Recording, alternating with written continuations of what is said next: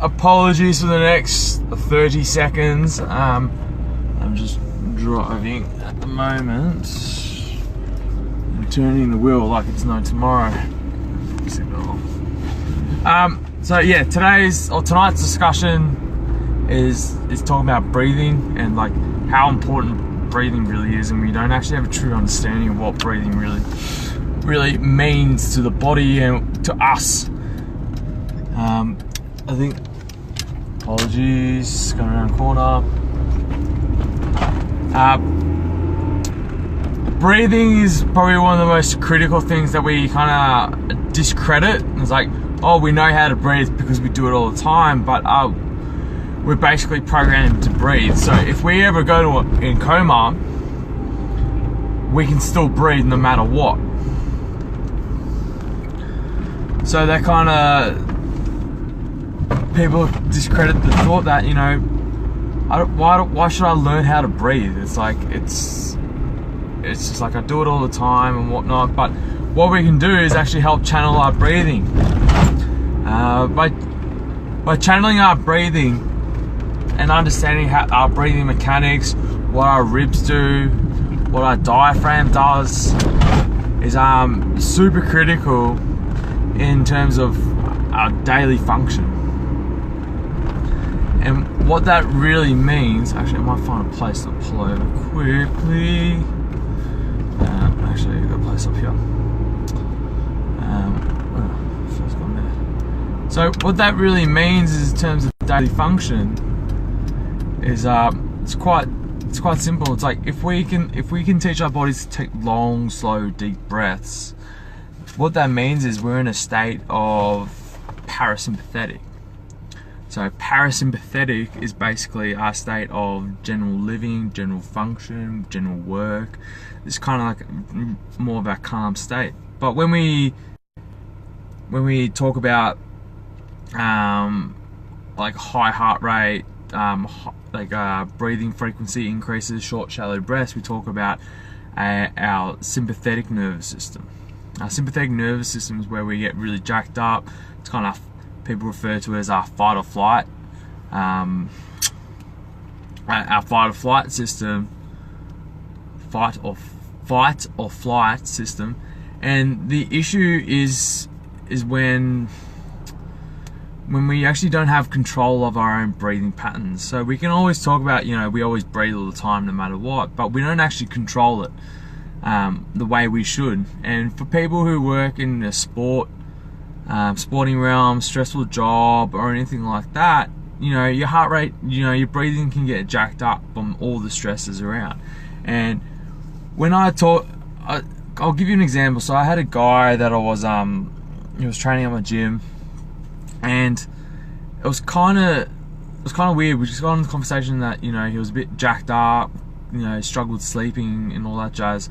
But we did a simple breathing drill. I just helped him breathe. So I used my hands as like his extra set of, like, now enabling him to push the air out, all the air out of his system, enabling him to actually slow down his breathing.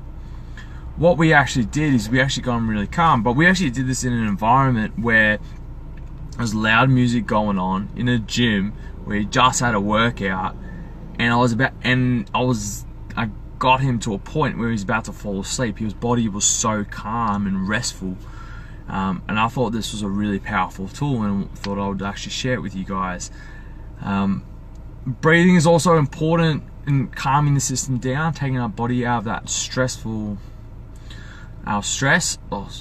state, where hormones can be, like cortisol can be jacked up, adrenaline, noradrenaline, and this can actually throw our body out of whack, and we actually burn through a lot of energy for no reason.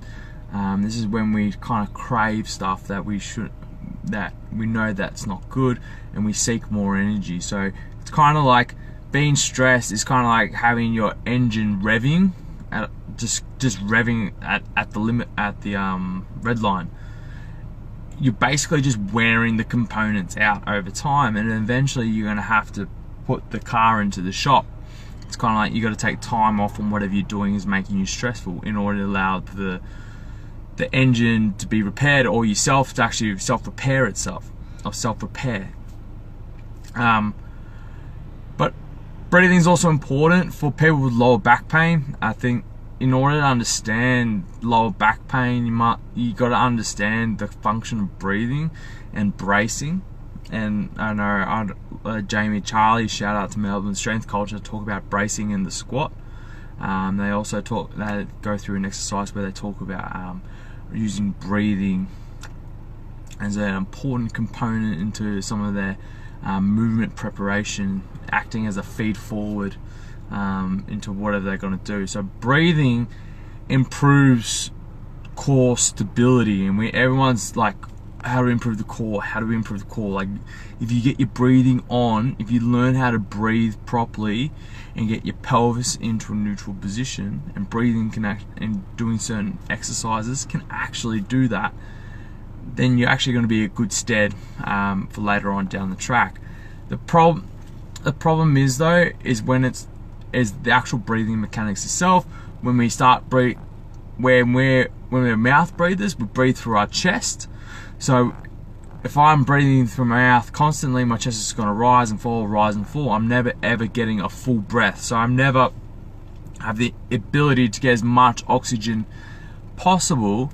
But also I need to hold carbon dioxide in the system in order to take a larger breath. So what breathing in through the nose does two things. It allows you to get a full breath into the belly and into the lower back. But what it also does, and especially for a lot of athletes, is really important, it actually improves the production of nitric oxide. So nitric oxide is basically, like, if you think of nitric oxide for the car, it allows more oxygen to be pumped around the body. Pretty much the same principle. Basically, it allows more oxygen to be delivered around the system. And this can improve our recovery, post-training, can improve our in-training performance, sporting performance, work performance, can make our bodies feel calmer, because we're more able to get more oxygen into the system, but also reducing our CO2 in the system as well in conjunction. And I've started to implement this with the NRL under 18s. They're going to laugh at it because they're just immature with the idea, but I am a huge believer of trying improving someone's breathing mechanics in order to get their core to switch on, in order to get pelvic stability, in order to improve functionality. Because if you've got a weak core, what happens is all the musculature, all your quads, hamstrings, glutes, calves will become tight over time. Because if you've got a weak core that's flimsy, you don't know how to breathe properly or whatever it is, or it's out of alignment, the muscles are in the lower body actually become tight because they actually need some sort of stability. So we've actually counteracted from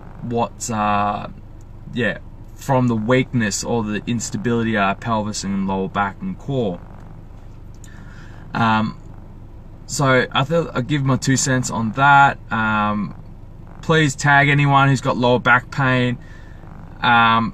Tag your friends if you think they'd find this of value. Or more, I'm about kind of like not re-engineering the industry or changing it, but adding more value and kind of looking a little bit deeper of the components that are missing at the end of the day, because it's more about laying the foundation than anything else, so everything can be built upon a stable base.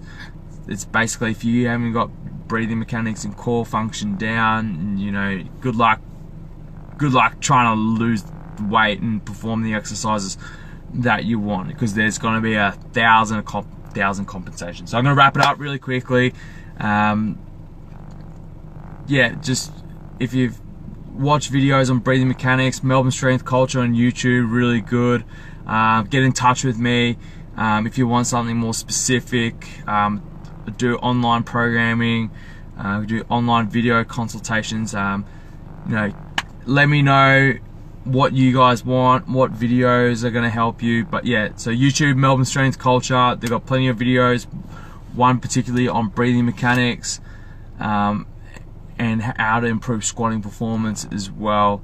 And yeah, if you want something specific, hit us up. Yeah, I'll leave you to it. Enjoy.